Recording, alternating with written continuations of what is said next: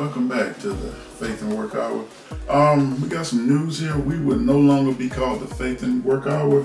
We will be, our name now that we changed to would be the Burnout. And the reason we changed it to the Burnout is because we know people are burnt out on politics, they're burned out on racism, they just burn out on a lot of things, and then we're going to change the way we do things just a little bit. We're going to bring some things to you that a lot of people don't even want to talk about. They don't want to get into the race conversation. They don't want to get into politics. So we try to limit the politic part, but we will be getting into some impactful things that impact us every day. The first thing I want to do is get into one thing that nobody's ever talked about. Before I do that, I want to just do an inspirational quote, and the inspirational quote off the top of my head is, if you don't value yourself high, nobody else will.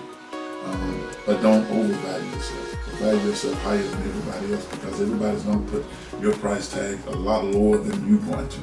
So don't never let a person undervalue you. One of the main stories that caught my attention was an article in Florida, where it says a Florida teacher was arrested after slamming kindergarten on the ground for throwing a piece of paper.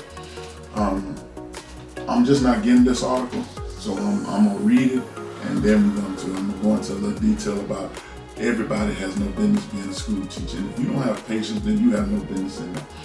It says 54-year-old woman was arrested after she allegedly assaulted the child in front of witnesses, cops said. A Florida school teacher was arrested after she was caught on surveillance footage grabbing a kindergarten by the neck and throwing him to the ground, according to the police. Her name is Khadijah Muhammad, 54, assaulted a child who was not one of her students at Margate Elementary School in Broward County on October 10th in front of other students and staff members, according to the police report. School security footage showed the child sitting on the floor in a hallway with one student before class when he threw a piece of paper in the direction of some classmate. Muhammad then marched over and grabbed the boy by his left wrist in an aggressive manner, police said. She continued to lift him off the ground by his arm, twisted his arm, and grabbed him by the back of his shirt while shoving him across the hallway, an officer wrote in his arrest report. She ripped the jacket off his back and continuously grabbed the student by his arms, wrist, shirt, and jacket until the altercation ended. Toward the end of the video, which was partially blocked from the camera view, she appeared to grab him around his neck and slam him to the ground. All right, this teacher should never teach ever again. Her teaching career should be completely over with. She has no business in the school district to do a kindergarten like that. And that aggressiveness is, I don't understand it. What did, just throwing a piece of paper, and it wasn't even in your direction. So to me, you had bigger problems somewhere else. You just used that as an excuse to let your aggression out. Whatever your issue was beyond what he did. And in my opinion, you should never, ever be allowed to teach any class. You should be allowed to teach anymore. That's child abuse, that's assault, and I don't care what color you are. You have no business around kids. Because if that's all the patience you got, that tells a lot about your character than it does anybody else's character. And I'm gonna say this real quick. To me, to assault a kid that you know cannot defend themselves, 5 years in prison doesn't seem like enough for me. I think you should get more than 5 years. We don't know the truth about it. But I'm sure in Florida, they got their own set of rules. But you should never be allowed to teach a class ever again, because if this is the best you can do, you have no reason to be around kids anymore. You're a disgrace. You're pitiful. And I'm going to call your name out again, Khadijah Muhammad. That's just embarrassing. To do something to a child like that is, see, now what's curious to me is, if you do a child like that, when the surveillance camera caught you, I really want to know what you would do when when the camera's on? Have you been doing this? Or is this an isolated incident, which I seriously doubt? But I'm gonna continually say, this is a situation that occurred because you had problems elsewhere. And instead of you handling your problems that was somewhere else, you took it out on the most vulnerable person and people that are. You took it out on somebody who cannot defend themselves. And that just shows you how pathetic and pitiful you are. Your face should be all over the TV. You should be disgraced. And that's just no excuse for that. And there's no fine that they should give you that you should be allowed to ever step a foot back in the classroom. The only room you should be able to step in is a jail cell. That's the only room you should step in, because it just shows that these are who you leaving your kids and trust. This is who you entrust your kids with. A person who would put that aggression to a kindergarten, I'm mind-boggled. I'm just baffled. This can't be an isolated incident. When they hire teachers, then I know they do some kind of background check. They should have done one on you, because you obviously are pitiful, just straight pitiful. If this is the best you could do, and I really don't have a whole lot to say on you, because I don't want to give you a whole lot of time, because you don't deserve any, and you're not worth time, in my opinion. You're pretty much garbage. Teachers are supposed to be patient. You're supposed to be understanding. You're supposed to show sympathy. You're supposed to show compassion, which evidently you have no desire to show any of those. Let me phrase that. You have no desire to show it, and you don't possess any of those traits. So you can keep your apology, because that's the first thing everybody wants to do. I'm sorry this, I'm sorry that. You're not sorry. You know what you're sorry about? You're sorry you got caught. That's the only thing you're sorry about. As that story sings, and if I'm a parent in that school, I'm disturbed, because I'm wondering, have you done this to other people, other kids? And my guess would be yes, you have. But this time you just got caught. And that just shows you that you're pitiful. You're an embarrassment to all teachers. And I don't want to group all teachers in this. This was you. If you don't want to do your job, just quit. If you come to work hostile and showing hostility toward others, that something that a child is going to do anyway, they throw paper, they throw stuff. This is how it works. And if this is what you come to school with, your aggression, you should just stay home. Called out. Your apologies don't mean nothing. And I don't want to hear nobody coming out here trying to justify this. I don't even know a lawyer that would take that case. I wouldn't even take that case. Period. Because I can't justify it. And if they appoint me to it, I refuse to do it.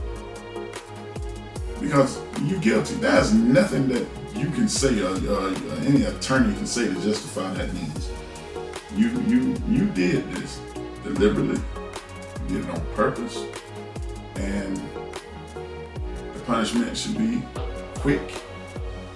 And they should ban you from ever stepping a foot in the classroom again. Strictly banned. When I read that story, I was like, are you kidding me? This is a grown woman do this to a child. Whatever your issues were, you should have handled. You should have went to whoever you was mad with, whoever you did, whatever they did to you. You should have handled that through them. You should never take that out on your students. But that just shows me how pathetic you are, how pitiful you are. I don't want to hear you had a bad day. I don't want to hear none of that foolishness. And we all have bad days. That don't justify give you an excuse to act like a complete fool. It never does. It never will. Like I say, I'm not gonna stay on long on that one, because she made a mockery out of herself. So there's no punishment they can give you to justify anything. So I really don't know what to say else on that besides that just show you how pathetic she is. Now that's one teacher that shows you she has no business teaching, that shows you she has no compassion for her students. I don't want to care. One thing, don't come up here and tell me, and I don't want to hear an article, that you just had a bad episode. No, you didn't. Because based on the article, you deliberately did this, and you did this for an extended period of time. So you didn't have a bad day. You're a bad person. All right, well, let's get on to another teacher who actually, when I seen this article, I was like, okay, cool, I like that. And this shows you there are teachers out there who go above and beyond teaching. It says a teacher who spent over $4,000 of her own money to outfit her classroom explains why funding from school for supplies just isn't enough. That's what our group stands for. Let's Talk 3. It's called, we got 3 bricks. We stand for attainable living, physical and mental health sustainability, and educational awareness. This falls under 2 of those groups: physical and mental sustainability and educational awareness. What we do as a group, we try to help teachers out so they don't have to handle the burden on their own. Help them supply stuff for their classroom that they funded might not have. And this is a prime example of a teacher who went above and beyond for her students by spending her own money to decorate her own classroom. And it says Nicole, a 3rd grade teacher, has spent over $4,000 in the last 4 years on supplies and materials for her classroom. These are the kind of teachers, and these are the kind of articles that I like to read. This is the kind of things that we should be talking about, instead of a dumb teacher who shows no regards for her students. But then you got another one who's right here showing compassion, empathy, and shows you that she actually cares for her student because she's coming out of her own pocket with this. It says teacher likes Nicole buy items for that classroom. Nicole, a 3rd grade teacher, believes teachers need more money for schools for supplies and materials. If teachers only spent what they were given, Nicole said it would make educators' lives even harder. They're underpaid and underfunded. We know this, and that needs to change. Teachers need to be paid a lot more than what they do, and the funding for their classroom needs to be given a higher budget. Because there's a lot of things that a lot of teachers do for their students that goes unspoken about. You got kids that come to school that don't have the rights of they don't have the school supplies they needed to stay up with the rest of the class. And that's what our organization is based on. We pride ourselves on helping those that need help. If a student don't have a book bag, they don't have pen, they don't have paper, they don't have rulers, glues, crayons, it makes no difference. That's what we step in and try to help them in because we can. And these teachers are showing you now that the classroom is solely underfunded. And she's not the only one who's probably doing this. You got a lot of more teachers. I spoke to a lot of teachers in our county and the county district that do the exact same thing. They have to supply stuff for their classroom, snacks, books, book bags, paper, pens, rulers, crayons, all this stuff that sometimes they just don't have enough. They don't have the money to do. And it's not like it's their parents' fault. We all fall short. That's never no surprise.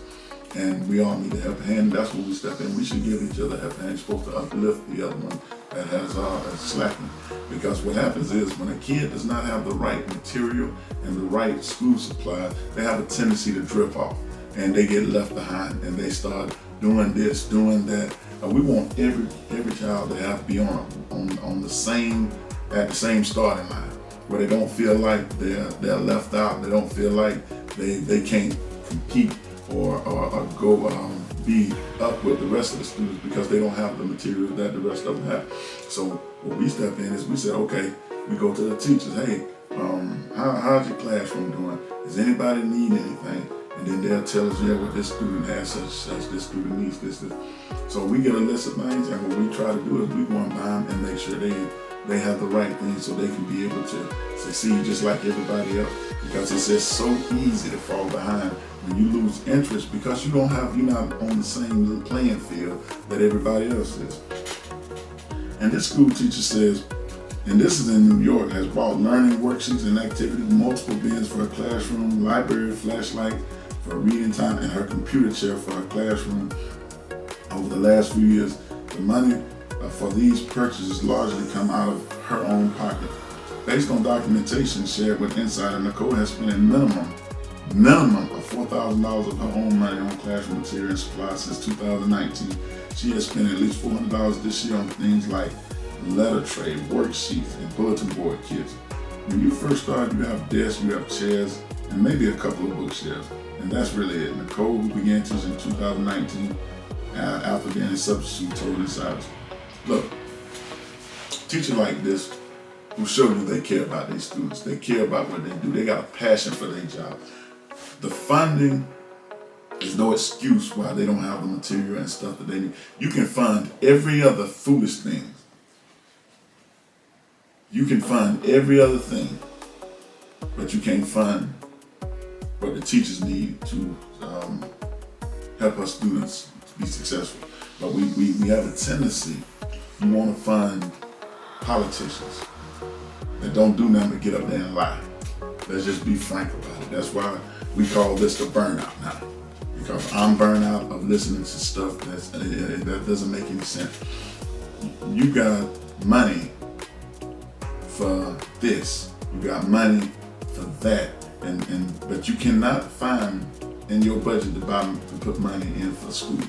And I know that's true with schools districts around the area I'm in. I know they're in the same predicament. But you can find money to help people who don't need money. You can find money to support your favorite politician. You can find money to support organizations that's already happening. You can find money to support college teams like not just limited to the college football, Troy State, Alcorn State, all of them. You can find money to support them. But you can't seem to find money to support the school, which you always say is critical, teaching they're the future. Well, you're not treating them like that. Why do y'all allocate the money in places it has no business being, but the money where it needs to go, you don't put it there? Y'all job is to supply the teachers with the things they need to be able to help their students to be successful. But you really not. You never. You know what's the funny thing about it? The football team, the basketball team, they never lack for funding. Ironic, ain't it? But the teachers are. So y'all want them to make miracles done with the funding y'all give, and you say, okay, this your budget, deal with it. When a woman is spending $4,000, and the article said minimum of $4,000 of her own money, something is wrong with the system. It's horribly wrong with the system, because that is no excuse for that. And y'all know it. But see, y'all so busy playing politics, you don't fund the places that need to be funded.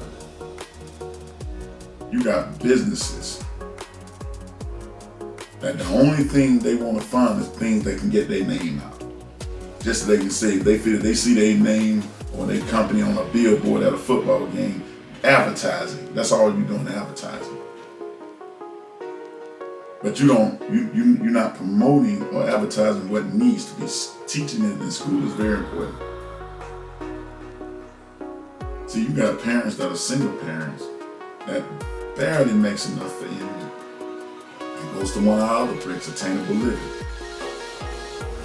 And sometimes these kids only really eat when they go to school. So we coming up with another program after school activities, after school meals, and this is what we coming up with now. Because there are a lot of people who need, and I know we all need, but sometimes you got to be unselfish. Give to those who need more than that need it more than you need it. Because we always want to buy the nice cars, we want to buy the $200 shoes and this and that. And don't y'all know that mess fades off at some point? You know the funny thing, a friend of mine told me is you can buy that expensive car, but when you die, that car ain't going in the casket with you. So make yourself useful. Do something productive. Do something for somebody else. And not always trying to do things for yourself all the time. You know, I like our group, Let's Talk 3. And I know everybody said, where do you get the 3 from? The 3 is the foundation we stand on: attainable living, physical and mental health sustainability, and educational awareness. Those are the 3 bricks we stand on. That's why our foundation is built on. But we have to do better, especially when it comes to teaching. We already know, and the sad part about it, if this woman's been a minimum of $4,000 out of her own pay, and I know they're sorely underpaid, just to make sure students have enough and have the supplies they need to be successful. But you got all these people out here that always talk about how much they love this, how much they support this, but when the rubber meets the road, where are they at?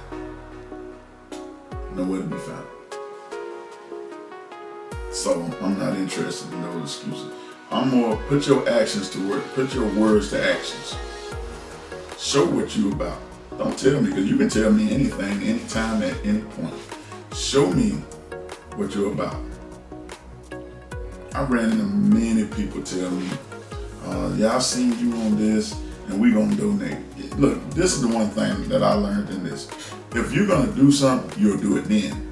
You're not telling me what you're gonna do it later, because you don't know if you're gonna even see me later. So don't try to just speak just to make it sound good, because I'm beyond being a fool. I'm with burnout on that. There's so many people, and the one thing I like to elaborate on, again, is what we do, because a lot of people might not know what we do. I'm gonna break each one of these 3 bricks down and give you an idea of how we operate. The first one is attainable living. That way we have elderly people or people who can't afford some of the basic things like food.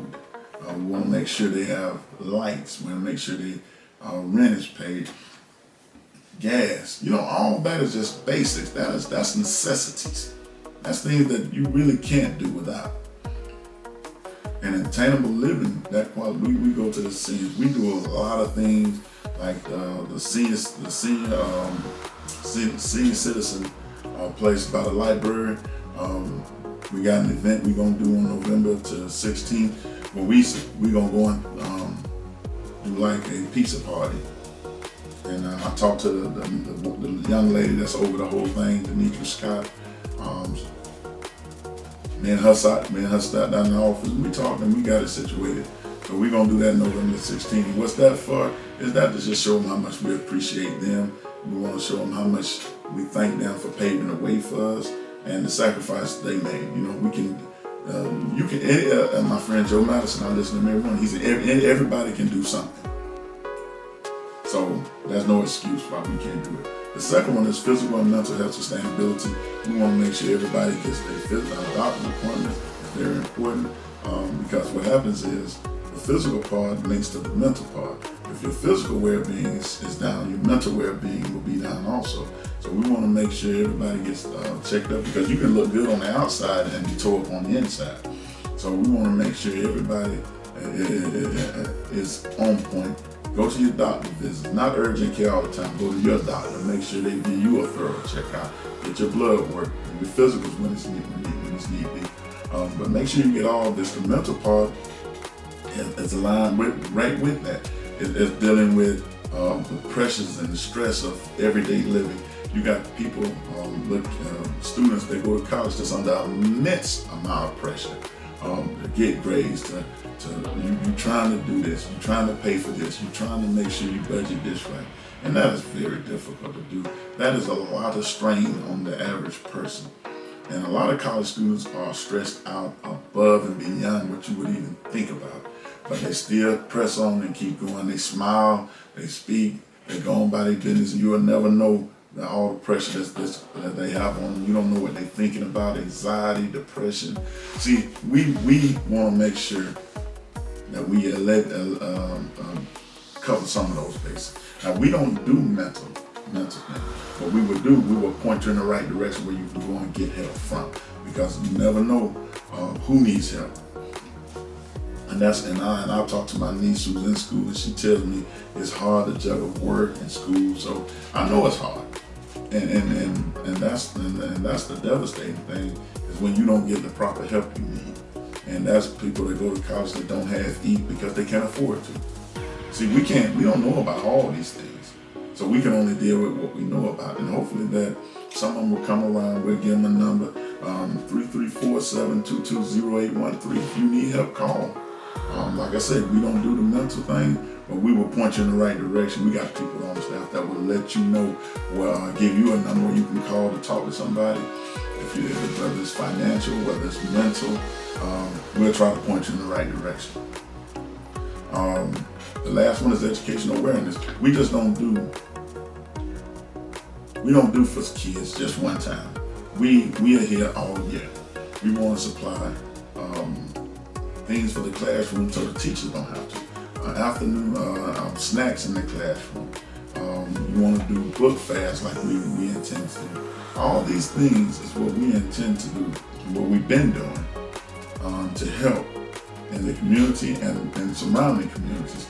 And we don't have, just not here, we want to do everywhere. Because there's a lot of people need help. Like I said, we can't do it all. So we'll just do what we can do. Educational awareness always and also falls under after school programs.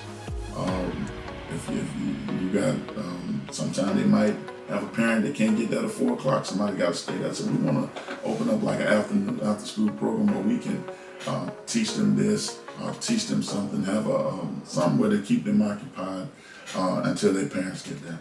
And then we want to put in, there's a lot of things that we want to do with educational awareness, but the biggest thing is to make sure they have the right supplies while they go into school. They have the after school programs. We want to make sure they have snacks, and we want to make sure they don't, because we don't know when they eat, but we want to make sure we supply something for them to eat, just in case that might be their last meal. We hope that's not the case, but in reality, that is the case. We already know that. So that's the 3 bricks broke down piece by piece about how we do things, what we do, and our goals. But a lot of this stuff we do out of our own pocket, because we went to big organizations, asked for grants for this things and that things. But like I said, when people don't know you, they kind of hesitate. They don't want to move. But those same people always hollering about how they love the community, how they love this, how they love that. But them same ones only gonna go and do things for people that's gonna give them recognition. Hey, that's the world we live in. But hey, we gonna keep we gonna keep pushing, we gonna keep going. And like I told our COO and the CFO, we're gonna go if we don't have any help, because we're gonna do what we can do. We can't worry about what everybody else does. We can't worry about if anybody gives anything to us. We can't worry about that. Things need to be done now, and we're going to continue doing them now, with or without help. That's just how it is. But sooner or later, it's going to open up. We're going to get the funding we need, and we're going to be able to do a lot more things than we're doing now. But right now, it's all on us. So we're going to continue striving. We're going to continue pushing, and we're going to continue doing what we have to do to make sure these kids are taken care of and they have a fair chance at an education and a fair chance to exceed and go beyond school to college. We want to give them an opportunity. We do. But that's just how it is. That's just the introduction of the new name, the Burnout. We're still doing what we do, but we're gonna do it with a little bit more freedom. We're gonna do it with a little bit more direction, and we're not holding back. So we're gonna get into racism, we're going to get into discrimination, we get into all that stuff. But right now, Night Train is going to step off, and we're going to see you next week on the same place, same time, new name. We'll check you next week, 2 fingers. And remember, tune in to the Burnout.